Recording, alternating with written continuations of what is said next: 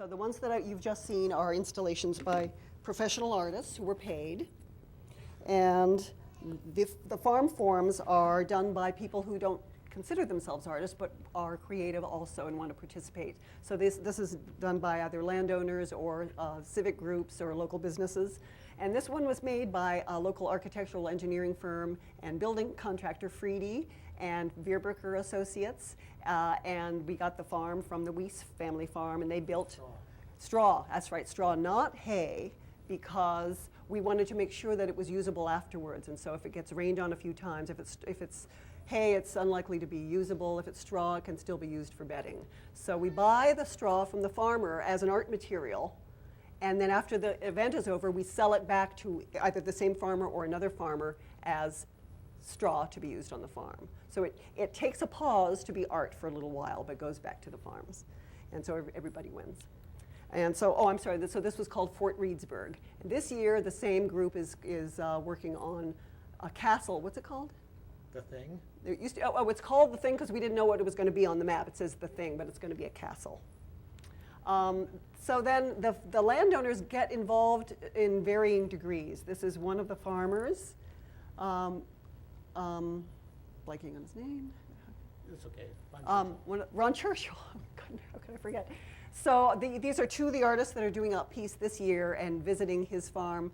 And because he's been through it a couple of years, he kind of knows the kinds of things he might expect. So the artists are asking him, well, what if I wanted to do this? What if I wanted to dig some holes? What if I wanted to do that? And he would answer their questions and give them an idea about what a landowner might think about their ideas. Because, well, above all, we want it to be a collaboration between the landowner and the artist.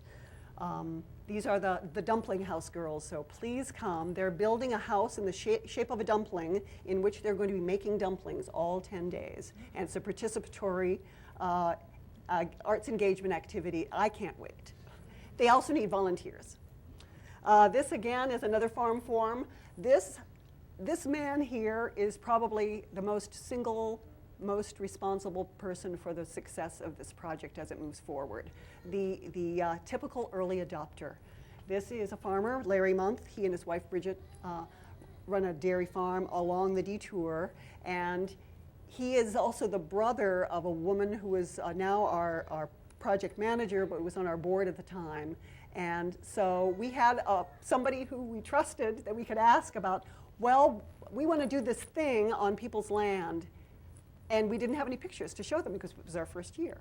So we showed them pictures of other kind of art installations in other places and said, well, it might be something like this, it might be something like that. And so Larry said, sure, why not? And so he was our first yes. And then we told him about the farm forms, which is this participatory engagement on their own terms. This does not go through any kind of jurying process. This is just what they want to do.